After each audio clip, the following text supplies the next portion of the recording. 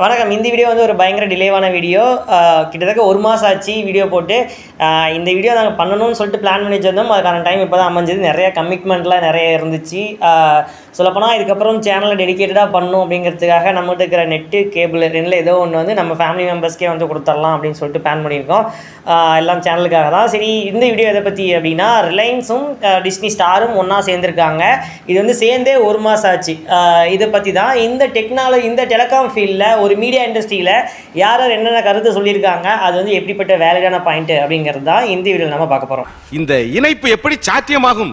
அதோ அப்படி சாத்தியமாகும்.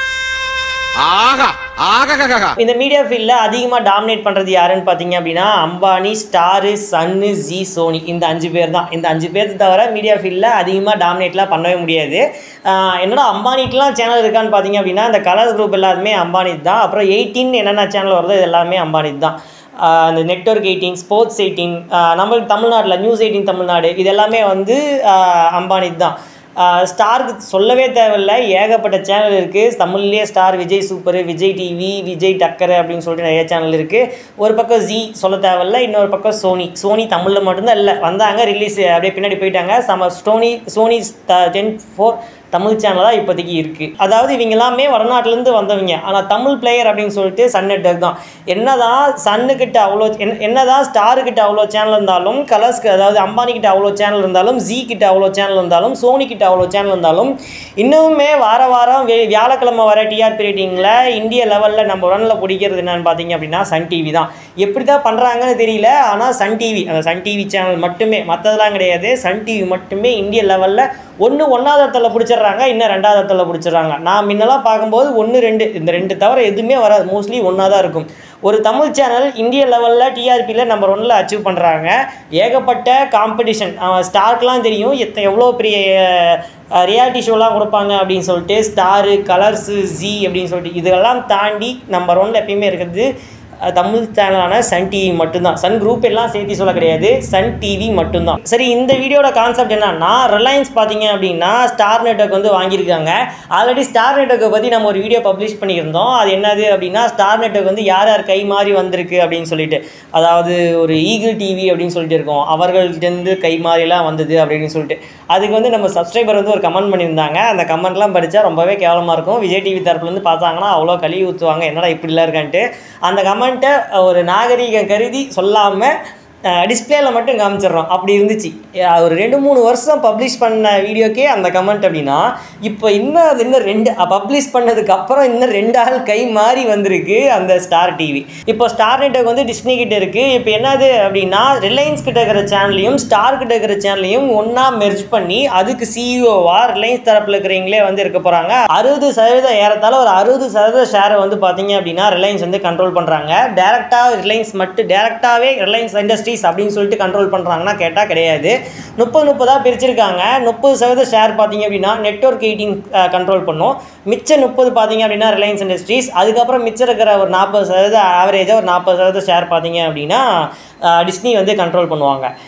இப்போது இந்த 60லே பார்த்தீங்க அப்படின்னா 2ஆக பிரிச்சுக்கிட்டாங்க. ரிலையன்ஸில் சப்சிடியாக இருக்கிற நெட்வொர்க் 18 வந்து டேரெக்டாக கண்ட்ரோல் பண்ணும் அப்படின்னு சொல்லிட்டு. இந்த ரிலையன்ஸும் ஸ்டாரும் ஒன்று சேரும்போது பார்த்தீங்க அப்படின்னா, நாங்கள் வந்து என்ன நினச்சிட்டு வந்தோம்னா, ஓடிடி தான் ஒன்று சேர்றாங்க. ரிலையன்ஸ் ஜியோ சினிமாவும் ஹாட் ஸ்டார் இது 2 தானே ஒன்றா சேருது அப்படின்னு நினச்சிட்டோம்.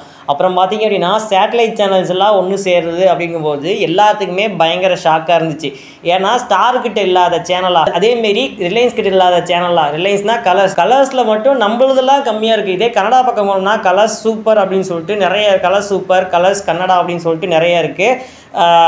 அப்போது மேலே போக எவ்வளோ சேனல்ஸ் அவங்க கண்ட்ரோல் பண்ணுவாங்க. இது 2 ஒன்று சேரும்போது பார்த்தீங்க அப்படின்னா ஒரு ஏறத்தாழ ஒரு 60 சேனல்கிட்ட ஒன்று சேரும் அப்படின்னு சொல்லியிருக்காங்க. இது ஒரு பக்கம் இருந்தாலும் இப்படி ஒன்று சேர்றது ஜிக்கு வந்து இன்டைரக்டாக பயங்கர அடி வந்து ஏற்படுத்தியிருக்கு.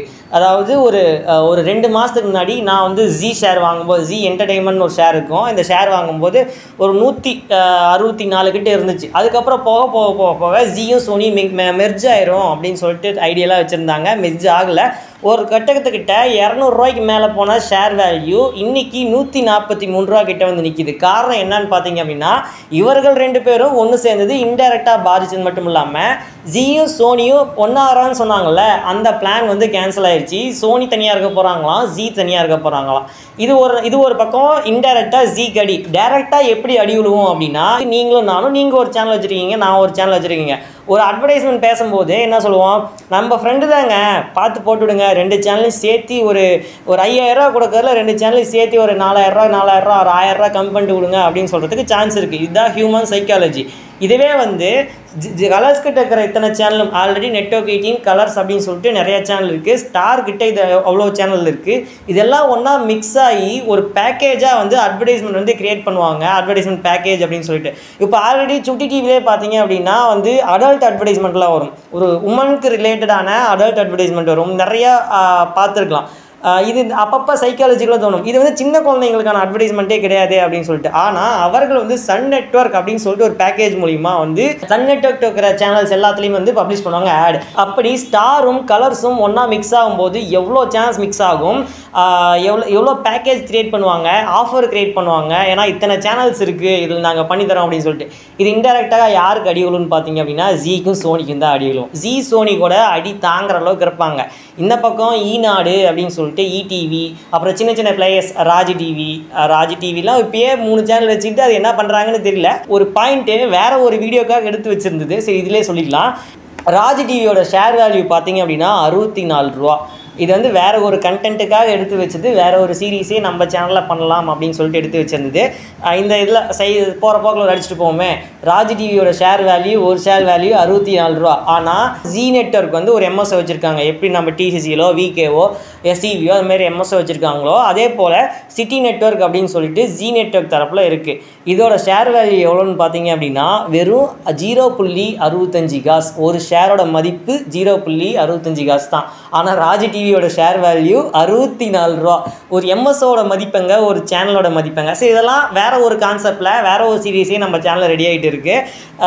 இதோ ராஜ் டிவின்னு சொல்லிட்டு வந்தோமே, இந்த சின்ன சின்ன பிளேயர்ஸ் ஒரு சின்ன சின்ன நெட்வொர்க்காக இருப்பாங்கள்ல, ராஜ் நெட்வொர்க், அப்புறம் என்ன வசந்த், இந்தமாரிலாம் இருக்காங்கள்ல, இவர்களுக்கு வந்து பயங்கர அடி விழுவும். ஆல்ரெடி பேக்கேஜுன்னு சொல்லிட்டு வச்சாவே ஜி சோனிக்கெலாம் பயங்கர அடி விழுவும். அப்புறம் சின்ன சின்ன பிளேயர்ஸ் வந்து காணாமே போகிறதுக்கு வந்து சான்ஸ் இருக்குது. அது மட்டும் இல்லாமல் இப்போ வந்து ட்ரெண்டே மாறிட்டு இருக்குது. எல்லாருமே ஆன்லைன் பக்கம் வந்து மைக்ரேட் ஆகிட்டு இருக்காங்க. எல்லாருமே ஓடிடி அப்படின்னு சொல்லிட்டு வராங்க. அப்படி அது ஒரு பக்கம் இந்த சின்ன சின்ன பிளேயர்ஸ்க்கு வந்து பயங்கர டஃப்பான காம்படிஷன் கொடுக்கும். காம்படிஷன் கொடுக்கறது மட்டும் கிடையாது, இந்த ஃபீல்ட்லேருந்தே வெளியே போக வைக்கிறதுக்கு பயங்கர அழுத்தமாக இருக்கும் அந்த சின்ன சின்ன பிளேயர்ஸ்க்கு. இது ஒரு பக்கம் அட்வர்டைஸ்மெண்ட் பெர்ஸ்பெக்டிவில் ஒரு பக்கம் வச்சு பார்க்கும்போது ஒரு அடி அப்படின்ட்டு வச்சுக்கிட்டாலும், இன்னொரு பக்கம் இன்டெரக்டாக என்ன அடி இருக்குது அப்படின்னா சேனல்ஸ். அதாவது இப்போது தமிழில் எடுத்துக்கோங்களேன், விஜய் டிவி இருக்கா, அது வந்து ஜிஇசி ஜென்ரல் என்டர்டெயின்மெண்ட் கேட்டகரியில் வரும். ஒரு என்டர்டெயின்மெண்ட் சேனல். இப்போது ஸ்டாரும் ரிலையன்ஸும் ஒன்று சேரும்போது ஆல்ரெடி கலர்ஸில் என்ன இருக்குது, கலர்ஸ் தமிழ் இருக்குது, அதுவும் ஜிஇசி ஜென்ரல் என்டர்டெயின்மெண்ட் கேட்டகரி தான். அப்போது தமிழ்லே உங்களுக்கு 2 என்டர்டெயின்மெண்ட் சேனல் இருக்குது. இதே நீங்கள் வேறு பக்கம் போனீங்க, சன் நெட்வொர்க் பக்கம் போனோம் அப்படின்னா சன் டிவி ஒன்று தான் இருக்குது. இதே ஜி நெட்வொர்க்கில் போனோம் அப்படின்னா ஜி தமிழில் மட்டும்தான் இருக்குது. இப்போது தமிழில் மட்டுமே எடுத்துக்கிட்டோம் அப்படின்னா நம்மளுடைய ஜென்ரல் என்டர்டெயின்மெண்ட் கேட்டகரியில் ஒரு நெட்வொர்க்லேருந்தே அப்போ 2ஆக மாறும். கலர்ஸும் ஸ்டாரும் ஒன்றாகும். அப்புறம் ஜி ஒரு பக்கம் இருப்பாங்க, அதுக்கு ஜி நெட்வொர்க்லேருந்து ஒரே சேனல் ஒரு பக்கம் ஒன்று இருக்கும், சன் நெட்வொர்க்லேருந்து ஒன்று இருக்கும். இப்படி இந்த தமிழ் சேனல்லே எப்படின்னா ஹிந்தியில் நினச்சி பாருங்கள், ஹிந்தி மராட்டி அதெல்லாம் நினச்சி பாருங்கள். ஆல்ரெடி ஹிந்தி சேனலில் ஏகப்பட்டது குப்பையாக இருக்கும். இப்படி ஒரு கண்டென்ட் எடுத்துக்கிட்டாவே அதுக்குள்ளே நிறையா இருக்கும். கலர்ஸ் இன்ஃபினிட்டின்னு சொல்லிட்டு இங்கிலீஷ் மூவிஸ் சேனல்ஸ் இருக்குது, அது இல்லாமல் ஸ்டார் மூவிஸ் இருக்குது. இது 2 ஒன்றாயிரும். ஸ்போர்ட்ஸ் பக்கத்தில் திரும்பி பார்த்தோம் அப்படின்னா ஸ்டார் ஸ்போர்ட்ஸில் 1 2 3 4 ஏகப்பட்டது இருக்குது. தமிழ், ஹிந்தி, மலையாளம்னு இருக்குது. ஸ்போர்ட்ஸ் 18ன்னு சொல்லிட்டு கலர்ஸ் பக்கத்தில் இருக்குது. இது 2 ஒன்றா மிக்ஸ் ஆயிரும். ஸ்போர்ட்ஸில் முக்கியமாக என்ன பார்க்க வேண்டியது இருக்குது அப்படின்னா, இந்த ஐபிஎல் வந்து ஜியோ சினிமாவில் வந்த போது பார்த்தீங்க அப்படின்னா நிறைய பேர் வந்து டிசப்பாயின்மெண்ட் ஆனவங்களும் இருக்காங்க, ஒரு சாட்டிஸ்ஃபை ஆனவங்களும் இருக்கிறாங்க. ஸ்டார் ஸ்போர்ட்ஸில் ஹாட் ஸ்டாரில் இருக்கிற மாதிரி இருக்கணும் அப்படின்னு சொல்லிட்டு. ஆனால் இப்போ வந்து ஸ்ட்ரீமிங் ரைட்ஸ், அதாவது ஆன்லைன் ரைட்ஸ் யாருக்கிட்ட இருக்குது அப்படின்னா ஜியோ கிட்ட இருக்குது. சேட்டலைட் ரைட்ஸ் யார்கிட்ட இருக்குது அப்படின்னா ஸ்டார் கிட்ட இருக்குது. இப்போ 2 பேரும் ஒன்றாயிட்டாங்க. 2 பேரும் ஒரே வீட்டில் தான், அதாவது ஜியோ ஸ்ட்ரீமிங்கும் ஜியோ கிட்ட தான் இருக்குது, சேட்டலைட் ரைட்ஸும் ஜியோ கிட்ட தான் இருக்குது. இது ஒரு பக்கம் இல்லாமல் ஸ்போர்ட்ஸ் 18 பார்த்தீங்க அப்படின்னா நிறைய இதுக்கப்புறம் வந்து டெலிகாஸ்ட்டுக்கு வந்து கோடிக்கணக்கில் வந்து டெண்டருக்கு வந்து ரெடியாக இருக்காங்க அப்படின்னு சொல்லிட்டு. அப்போது மோனோபோலியாக கிரியேட் ஆகிறது வந்து சான்ஸ் இருக்குது. எப்படி வந்து ஜியோ வந்து ஏர்டெல், வோடாஃபோன் இவர்களுக்கு வந்து பயங்கர டஃப் காம்படிஷன் கொடுத்து மோனோபோலியாக இருக்கணும் அப்படின்னு சொல்லிட்டு ட்ரை பண்ணுறாங்களோ, அதே போலவே இந்த மீடியா இண்டஸ்ட்ரிலையும் பார்த்தீங்க அப்படின்னா சின்ன சின்ன பிளேயர்ஸ்லாம் அழித்து தாங்கள் வந்து மோனோபோலியாக இருக்கணும் அப்படின்னு சொல்லிட்டு ட்ரை பண்ணுறதுக்கு நிறைய சான்சஸ் இருக்குது. ஓடிடி பக்கமும் மோனோபோலியாக இருக்காங்க, சேட்டலைட் பக்கமும் வந்து மோனோபோலியாக இருக்காங்க. நிறைய பேர் என்ன கருத்து தெரிவிக்கிறாங்கன்னா இது வந்து ஒரு இந்தியன் டெலிகம்யூனிகேஷன் ஃபீல்ட்லேயே பயங்கர ரெவல்யூஷனரி அப்படின்னு சொல்லிட்டு சொல்கிறாங்க. ஆமாம், காரணம் என்னென்னா இவ்வளோ சான்ஸ் இருக்குல்ல, இதெல்லாம் ஒன்றா மிக்ஸ் ஆகும்போது சின்ன சின்ன பிளேயர்ஸ்லாம் காணாமல் போயிடுவாங்கள்ல அப்படிங்கிறதுனால. முக்கியமான ஒரு பாயிண்ட்டை சொல்ல மறந்துட்டாங்க. அதாவது ரிலையன்ஸும் ஸ்டாரும் ஒன்றா மெர்ஜ் ஆகிருக்கிறது பார்த்தீங்க அப்படின்னா இவருடைய வருவாய், இவரோட சொத்தை வச்சு இவ்வளோ வருவாய் இருக்கும். ரிலையன்ஸ் கிட்ட வந்து ஐபிஎல் ஸ்ட்ரீமிங் லைசன்ஸ் இருக்குது, அதே வந்து ஸ்டார் கிட்ட வந்து சேட்டலைட் ரைட்ஸ் இருக்குது. இதனுடைய ரெண்டோட வருவாய் எல்லாமே கூட்டி பார்க்கும்போது, ரெண்டும் ஒன்று சேர்ந்ததுக்கப்புறம் கூட்டி பார்க்கும்போது மிச்சம் இருக்கிறாங்கல்ல Sun group network, Sun TV கிடையாது, சன் குரூப்பில் இருக்கிற வருவாய், ஜி நெட்வொர்க்கில் இருக்கிற வருவாய், சோனி நெட்வொர்க்கில் இருக்கிற வருவாய், 3 பேர்த்தையும் கூட்டுனா கூட 2 பேரும் சேர்ந்து சம்பாதிப்பாங்க அப்படின்னு சொல்லி எஸ்டிமேஷன் போட்டிருப்பாங்கல்ல. ஏன்னா இவ்வளோ படம் வச்சுருக்காங்க, இவ்வளோ ரைட்ஸ் வச்சுருக்காங்க அப்படின்னு சொல்லிட்டு எஸ்டிமேஷன் போட்டிருப்பாங்கல்ல, அது கூட வரலையாங்க. 3 பேர் சேர்ந்து சம்பாதிக்கிற சம்பாத்தியம் 2 பேரும் மிக்ஸ் ஆனால் வர சம்பாத்தியத்துக்கு ஈடே ஆகவே இல்லை அப்படின்னு சொல்லிட்டு சொல்லியிருக்காங்க. இதை நீங்கள் எப்படி பார்க்குறீங்க? ரிலையன்ஸ் வந்து மோனோபோலியாக ஆகிறதுக்கு ஜியோ இப்போ இந்த பக்கம் என்டர்டெயின்மெண்ட் இண்டஸ்ட்ரி, மீடியா இண்டஸ்ட்ரியும் வந்து டார்கெட் பண்ணியிருக்காங்க. இதை ஒரு ஆடியன்ஸாகவும் ஒரு நுகர்வோராகவும் எல்லாருமே வந்து ஓடிடி பயன்படுத்துவோம், எல்லாருமே வந்து டிவி பயன்படுத்துவோம். இதை நீங்கள் எப்படி பார்க்குறீங்க அப்படின்னு சொல்லிட்டு எங்களுக்கே தெரியப்படுத்துங்க.